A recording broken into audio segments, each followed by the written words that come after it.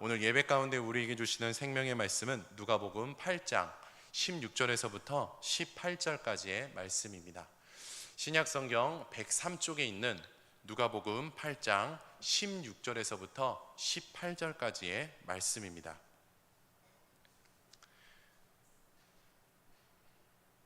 한 구절씩 교독하시고 마지막은 합독하겠습니다. 누구든지 등불을 켜서 그릇으로 덮거나 평상 아래에 두지 아니하고 등경 위에 두나니 이는 들어가는 자들로 그 빛을 보게 하려 함이라. 숨은 것이 장차 드러나지 아니할 것이 없고 감추인 것이 장차 알려지고 나타나지 않을 것이 없느니라. 그러므로 너희가 어떻게 들을까 스스로 삼가라. 누구든지 있는 자는 받겠고 없는 자는 그 있는 줄로 아는 것까지도 빼앗기리라 하시니라. 아멘. 선포되는 말씀을 통해서 우리를 향한 예수님의 말씀을 가슴에 새기고 분별하여 실천할 수 있기를 우리 주 예수 그리스도 이름으로 축복합니다. 매년마다 많은 사람들이 기대하는 것이 있습니다. 생일, 명절 등등 여러 가지가 있을 수도 있겠습니다만 매년 많은 사람들이 기대하는 것 중 하나는 바로 여름 휴가입니다. 매년 여러모로의 사정으로 여름 휴가와는 거리가 먼 성도님들이 계실 수도 있고 또 개인차가 있을 수도 있겠지만 많은 사람들은 기대한 대로 매년 여름 휴가를 다녀옵니다. 혹시 주변에 여러모로의 사정으로 여름 휴가와는 거리가 먼 성도가 있다면 그 성도에게 위로와 평안이 있기를, 그리고 또 다른 쉼과 기쁨이 있기를 기도해 줄 수 있는 우리가 될 수 있기를 우리 주 예수 그리스도 이름으로 축복합니다. 여러모로의 사정으로 여름 휴가와는 거리가 먼 성도님들 계시다면 좀 양해해 주시고 들어주시면 감사하겠습니다. 담임 목사님을 비롯해 교회에서 배려를 해주셔서 제가 여름 휴가를 잘 다녀왔습니다. 이번 여름 휴가 때 늦은 저녁 산길을 운전하게 되었습니다. 운전하는 길이 계속 S자 코스에 어느 정도 올라가면 내려오고 또 어느 정도 내려오면 다시 올라가는 그런 길이었습니다. 운전하는 것이 쉽지 않았죠. 게다가 운전하는 내내 전등이 하나도 없는 거예요. 어두웠죠. 차에서 비추는 라이트 외에 아무것도 보이지 않았습니다. 차 라이트 하나만을 의지하고 운전해야만 했습니다. 차 라이트 없이 운전한다는 것은 참 불가능했던 그런 곳이었죠. 가족을 지켜야 한다는 생각에 또 안전 운전을 해야 한다는 생각에 사고가 나지 않도록 나름 조심스럽게 안전하게 운전을 했습니다. 운전하는 내내 두려웠고 긴장을 많이 했습니다. 얼마나 긴장을 많이 했던지 에어컨을 틀었는데도 식은땀이 엄청 흘렀죠. 땀으로 옷이 다 젖었습니다. 그런데 그렇게 운전하다 보니 앞에서 빨간 등 하나가 보였습니다. 차 2대 뒤쪽에 있는 브레이크 등, 빨간 등이었습니다. 이 빨간 등이 보이면서 두려움이 사라졌습니다. 안심했죠. 긴장은 여전했지만 말입니다. 빨간 등으로 인해 도착지까지 안전하게 무사히 도착할 수 있었습니다. 어두운 산길에서 뒤에 있는 차가 앞차의 등을 보고 안전하게 운전할 수 있도록 앞차가 등을 켰던 것처럼 예수님께서는 본문 16절의 말씀에서 집에 들어오는 사람이 등불을 볼 수 있도록, 집에 들어오는 사람이 등불을 볼 수 있도록 등불을 켜고 그 등불을 등경 위에 올려라 라고 말씀하고 계십니다. 집에 들어오는 사람이 등불을 볼 수 있도록 등불을 켜고 그 등불을 등경 위에 올려라. 이 말씀은요, 예수님의 비유 설교입니다. 이게 비유 설교라고요? 네, 그렇습니다. 예수님의 비유 설교입니다. 예수님께서는 제자들에게 영적 교훈을 주실 때 종종 비유 설교를 통해서 영적 교훈을 주셨습니다. 그러니까 예수님께서는 당시 제자들과 오늘날 우리에게 영적 교훈을 주시기 위해서 비유 설교로 말씀하고 계신 것입니다. 앞서 말씀드렸듯이 제가 휴가 때 어두운 산길을 운전하다가 앞차 뒤쪽에 있는 빨간 등을 봤던 것을 말씀드렸는데요. 제가 이 등을 보면서 이런 교훈이 떠올랐습니다. 머릿속에서. 두려움을 이겨내는 것은 혼자보단 함께가 더 낫구나라는 교훈이 떠올랐었습니다. 제가 자동차 빨간등을 보며 이런 교훈이 떠올랐던 것처럼 우리는 등불에 관한 이 예수님의 비유 설교를 통해서 영적 교훈을 떠올릴 수 있게 됩니다. 예수님께서 이 비유 설교를 통해서 주시는 영적 교훈을 요약하면 복음을 받은 것으로 머물러 있지 말고 받은 복음을 전파하라는 것이었습니다. 복음을 받은 것으로 머물러 있지 말고 받은 복음을 뭐 하라고요? 전파하라는 것이었습니다. 이게 바로 영적인 교훈을 요약한 것입니다. 사랑하는 성도 여러분, 하나님의 인도하심 아래 누군가를 통해서 복음을 들었습니다. 그렇지 않습니까? 그리고 하나님의 은혜로 들었던 복음을 믿게 되었죠. 그리고 복음을 믿은 후 하나님께서 베풀어 주신 은혜들을 맛보며 살아갑니다. 그런데 이런 상태와 모습으로 머물러 있지 않고 누군가도 나처럼 복음을 듣고 믿어서 하나님의 은혜를 맛볼 수 있도록 복음을 전파하는 것이 예수님께서 비유 설교를 통해서 우리에게 주시고 있는 영적 교훈입니다. 그런데 이 영적 교훈과 관련된 사항이 17절 말씀에 언급되어 있습니다. 17절 말씀입니다. 제가 봉독해 드립니다. 숨은 것이 장차 드러나지 아니할 것이 없고 감추인 것이 장차 알려지고 나타나지 않을 것이 없느니라. 아멘. 복음이 처음에는 숨겨졌지만 예수 그리스도를 통해서 드러나고 보여졌습니다. 하나님의 은혜로 이미 드러나고 보여진 복음은요, 이제 더 이상 숨겨지면 안 됩니다. 이미 드러나고 보여진 복음은요, 지속적으로 드러나야 하고요, 보여져야 합니다. 그런데 복음은 어떻게 드러나는 걸까요? 어떻게 보여지는 걸까요? 둘러보면 사람의 마음과 생각을 분명하게 알 수 있는 수단들이 참으로 많습니다. 그렇죠? 성도님들께서는 사람의 마음과 생각을 분명하게 알 수 있는 수단이 무엇이라고 생각하십니까? 저는 사람의 마음과 생각을 분명하게 알 수 있는 수단 중 하나가 표현이라고 생각합니다. 예전에 제 지인이 이렇게 말하는 것을 본 적이 있습니다. 기도만 해도, 눈만 봐도 저 사람이 무슨 생각을 하고 어떤 마음을 갖고 있는지 100% 알 수 있어. 여러분들은 어떻게 생각하십니까? 물론 그럴 수도 있겠지만 저는 허풍이라고 생각합니다. 표현을 하지 않는 사람의 마음과 생각을 분명하게 알 수 있다고 단정 짓는 것은 좀 억지고 위험한 행위라고 생각됩니다. 또 사람과의 관계 속에서 어떤 오해를 풀거나 오해가 생기지 않으려면, 또 진실함이 전달되려면 반드시 표현이 필요하다고 생각됩니다. 그렇기 때문에 마음과 생각을 분명히 드러내고 보이기 위해서 표현은 필수라고 생각됩니다. 물론 표현 하나만을 가지고 누군가의 마음과 생각을 완전하게 알 수 있다는 것은 오류이고 무리가 따릅니다. 하지만 그럼에도 불구하고 표현은 마음과 생각을 드러내고 보이기 위해 반드시 필요한 수단 중 하나입니다. 복음도 마찬가지입니다. 복음이 드러나고 보여지려면요, 표현을 해야 합니다. 표현을 해야 합니다. 분명한 표현이 있어야만 한다라는 것이죠. 그런데 우리가 어떻게 표현할 수 있을까요? 복음의 본질은요, 하나님의 은혜로 드러나고 보여지는 것입니다. 하지만 그렇다고 해서 우리가 가만히 있어도 드러나고 보여지는 것으로 오해해서는 안 되죠. 즉 하나님의 은혜가 있으니까 우리가 가만히 있어도 자동적으로 복음이 전파된다는 것으로 오해해서는 안 됩니다. 신앙은 하나님의 은혜와 믿는 자들의 분명한 책임 실천을 통해서 완성됩니다. 신앙은 하나님의 은혜와 믿는 자들의 분명한 책임 실천을 통해서 어떻게 된다고요? 완성됩니다. 그러니까 복음이 드러나고 보여지려면요, 복음을 받은 자들이 받은 것으로 머무르지 말고 누군가에게 복음을 전파해야 하는 것이죠. 이러한 표현이 있을 때 복음은 비로소 숨겨지지 않고 드러나게 되고 보여지게 됩니다. 그런데 여러분, 복음이 뭘까요? 복음이 무엇일까요? 누가복음 4장 18절과 19절의 말씀을 한번 우리 다 같이 한번 읽어보도록 하겠습니다. 제가 새 번역 버전을 준비했는데요, 우리 다 같이 한번 천천히 읽어보겠습니다. 시작. 주님의 영이 내게 내리셨다. 주님께서 내게 기름을 부으셔서 가난한 사람에게 기쁜 소식을 전하게 하셨다. 주님께서 나를 보내셔서 포로된 사람들에게 해방을 선포하고 눈먼 사람들에게 눈뜸을 선포하고 억눌린 사람들을 풀어주고 주님의 은혜의 해를 선포하게 하셨다. 아멘.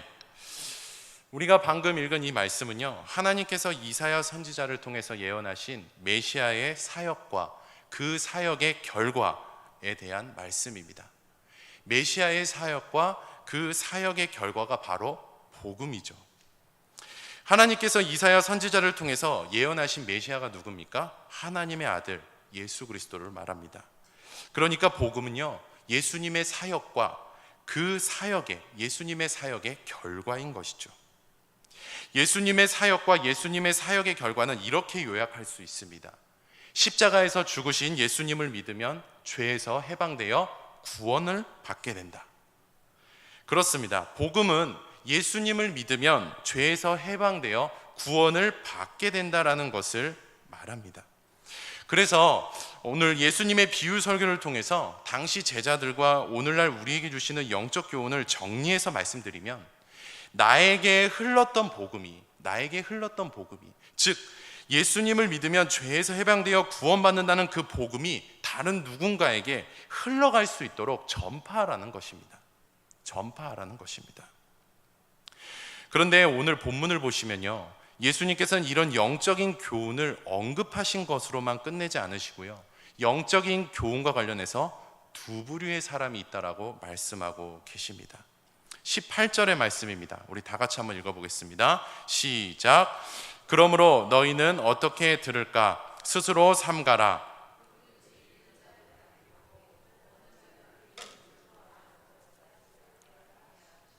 아멘. 방금 읽은 18절의 말씀을 보시면 있는 자라는 단어와 없는 자라는 단어가 언급되어 있습니다. 있는 자와 없는 자, 이 두 부류가 바로 예수님께서 말씀하신 영적 교훈과 관련된 두 부류의 사람입니다. 그런데 있는 자와 없는 자는 각각 어떤 사람을 말할까요? 있는 자는요, 예수님의 비유 설교를 통해서 영적 교훈을 듣고 자발적으로 들었던 영적 교훈대로 순종하는 사람입니다. 반면 없는 자는 있는 자와는 반대로 예수님께서 말씀해 주신 영적 교훈을 들었지만 영적 교훈에 순종하지 않는 사람입니다. 사랑하는 성도 여러분, 예수님의 말씀처럼 오늘날 예수님을 믿는 사람 중에도 두 부류의 사람이 있습니다. 즉 예수님을 믿는 사람 중에는 있는 자인 성도도 있는 반면 없는 자인 성도도 있다라는 것이죠. 오늘날 저를 포함해서 우리는 누군가로부터 복음을 듣고 믿음으로 그 복음이 우리 안에 흐르고 있습니다. 그런데 우리 안에 있는 그 복음을 누군가에게 선포하지 않으므로 나에게 머물러 있다면 없는 자입니다. 없는 자. 하지만 우리 안에 흐르고 있는 복음을 누군가에게 선포함으로 흘려보내고 있다면 있는 자입니다. 오늘날 우리는 있는 자입니까? 아니면 없는 자입니까? 18절 하반절의 말씀을 보시면요, 예수님께서는 없는 자에게 이런 특징이 있다고 말씀하고 계십니다. 이런 부분을 통해서 오늘날 우리가 있는 자인지 없는 자인지를 분명하게 알 수 있죠. 18절 하반절의 말씀입니다. 제가 봉독해 드립니다. 없는 자는 그 있는 줄로 아는 것까지도 빼앗기리라 하시니라. 아멘. 없는 자는 그 있는 줄로 아는 것까지도. 이것은요, 착각을 말합니다. 뭘 말한다고요? 착각을 말합니다. 즉 없는 자는 자기가 있는 자라고 어떻게 한다는 거예요? 착각한다는 것이죠. 보편적으로 일상에서 착각은요, 우리가 실수로 생각합니다. 그렇지 않습니까? 우리가 착각한다. 일상에서 보편적으로 우리가 착각하는 것은 실수라고 볼 수 있습니다. 하지만 신앙과 관련된 착각은요, 단순히 실수가 아니라 실수 이상입니다. 신앙과 관련된 착각은요, 죄에 눕히고 무섭고 비참하고 비극입니다. 예를 들어서 우리에게 예수님에 대한 믿음이 없는데 믿음이 있다고 착각하고 있다면 얼마나 무섭고 비참하고 비극이겠습니까? 또 하나님 말씀대로 살고 있지는 않은데 말씀대로 잘 살고 있다고 착각한다면 얼마나 무섭고 비참하고 비극이겠습니까? 이처럼 신앙과 관련된 착각은 죄에 눕히고 무섭고 비참하고 비극입니다.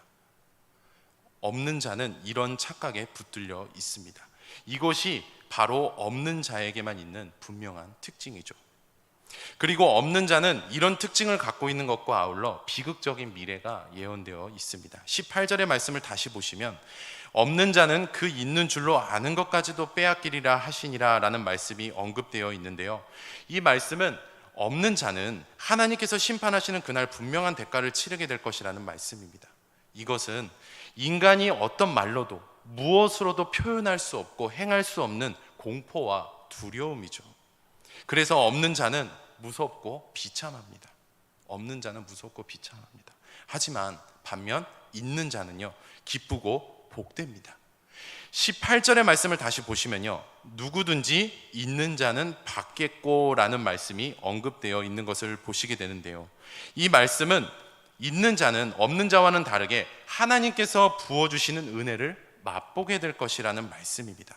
이것은 인간이 누릴 수 있는 가장 큰 기쁨이자 복인 것이죠. 이처럼 있는 자에게는 분명한 유익이 있지만 없는 자에게는 유익이 없습니다. 그런데 예수님께서는 우리에게 영적 교훈을 주시면서 왜 있는 자와 없는 자 두 부류의 사람을 언급하고 계신 걸까요? 있는 자만 언급하셔도 되는데 왜 굳이 두 부류의 사람을 언급하고 계신 걸까요? 이 질문에 대한 답은 한 가지가 아닌 여러 가지로 답변을 드릴 수 있는데, 그중 한 가지만 말씀드리자면, 예수님께서 영적 교훈을 주시면서 있는 자와 없는 자를 언급하신 이유는요, 하나님께서는 우리가 있는 자로서 살아가는 것이 예수님을 믿는 인생이라는 사실에 대해서 깨닫게 해주시고, 없는 자가 아니라 있는 자가 되기를 바라고 계시기 때문입니다. 그래서 어떻게 하는 거예요? 두 부류를 언급하고 계신 것입니다. 이것은요, 당시 제자들과 오늘날 우리를 향한 바람과 하나님의 바람과 마음입니다. 그리고 이런 하나님의 바람과 마음은 곧 우리를 향한 하나님의 사랑이라고 말할 수 있죠. 그러니까 하나님께서는 우리가 없는 자가 아니라 있는 자가 되어야 한다는 사실을 깨닫게 해주시기 위해서 지금 이 두 부류를 언급하고 계신 것입니다. 오늘날 우리가 정말 복음을 믿게 되었다면, 우리 안에 복음이 흐르고 있다는 확신이 있다면, 이런 하나님의 사랑을 기억하며 늘 있는 자가 되기 위해 최선을 다해야만 합니다.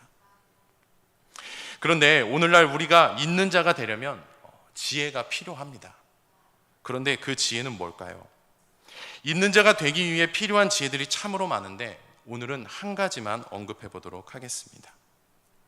있는 자가 되기 위해 필요한 지혜는요, 늘 우리 자신을 돌아보는 것입니다. 있는 자가 되기 위해 필요한 지혜 중 하나가 뭐라고요? 늘 우리 자신을 돌아보는 것입니다. 오늘날 저를 비롯해 예수님을 믿는 많은 성도에게 두 가지 문제점이 있는 것 같습니다. 그중 한 가지는 착각을 하고 있는데도 착각하고 있는지도 모르고 나는 지금 잘 살고 있다고 생각하는 것입니다. 그리고 또 다른 한 가지는 내가 착각하고 있는 것은 아닐까? 라고 돌아보지 않는 것입니다. 요즘 저에게는 이런 두 가지 문제점들이 있습니다. 제 안에는 두 가지 문제점들이 있습니다. 지난 주일 청소년부 교사 모임 때 회의를 하다가 제가 좀 흥분을 하게 되는 사건이 있었습니다. 다툰 것은 아니고요, 이제 흥분을 하게 되는 사건이 있었는데, 그런데 어떤 교사 한 분께서 저에게 이렇게 말씀하시는 것이었습니다. 이것저것만을 문제라고 생각하지 마시고 목사님의 문제일 수도 있으니 돌아보셨으면 좋겠습니다. 처음에는 마음이 너무 불편했습니다. 받아들일 수가 없었습니다. 그런데 퇴근 후 집에 와서 곰곰이 생각을 해보는데, 돌아보는 것은 당연한데 왜 내 마음이 불편하지? 돌아보는 것은 당연한데 왜 내 마음이 불편하지? 왜 받아들이지 못하지? 라는 생각이 들었습니다.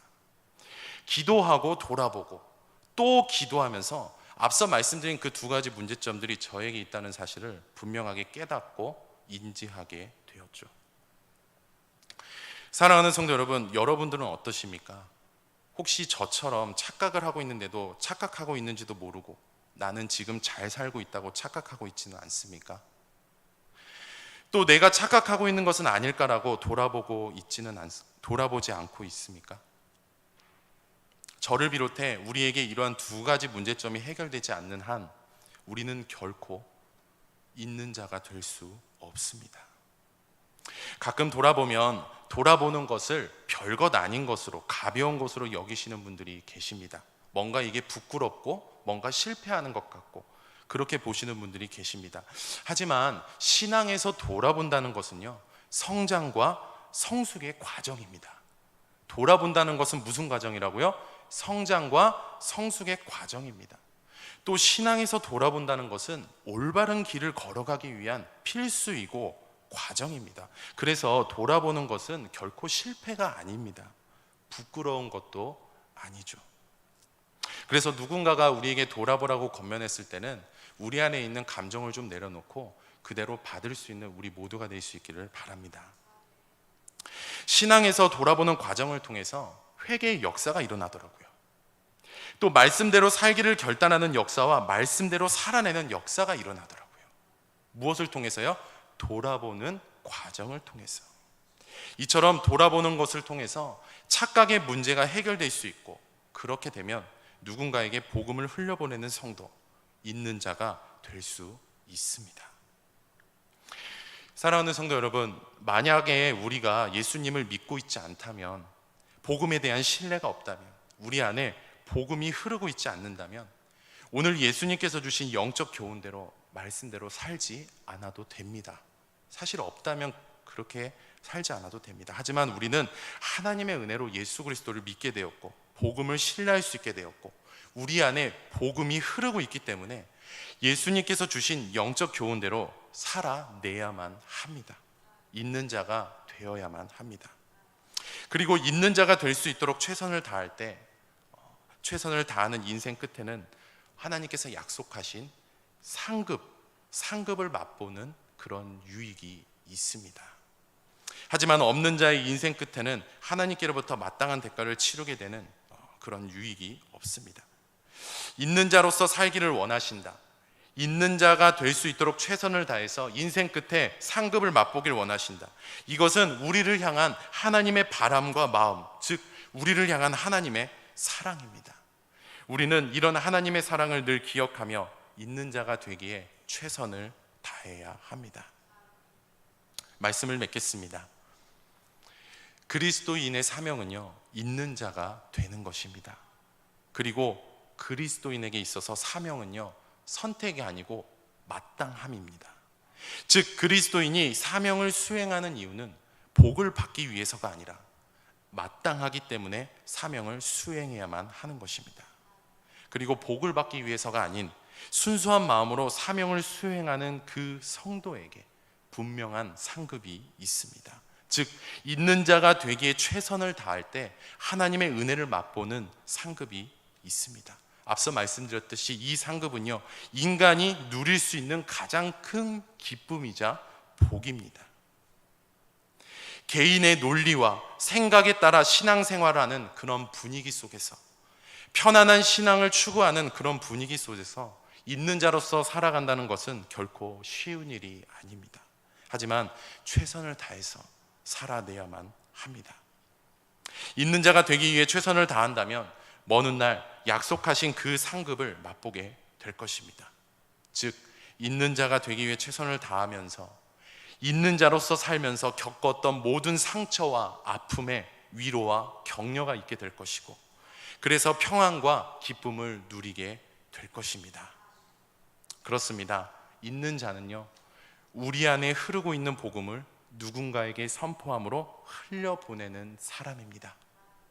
우리 교회가, 복음과 성령의 역사로 세워진 우리 교회가, 우리 귀한 교회가 오로지 하나님의 영광을 위해서 있는 자가 되기 위해 최선을 다할 수 있는 공동체가 될 수 있도록, 그리고 그렇게 살아가는 여정 가운데 상급을 기대할 수 있는 공동체가 될 수 있도록 함께 기도할 수 있는 우리가 될 수 있기를 우리 주 예수 그리스도 이름으로 축복합니다.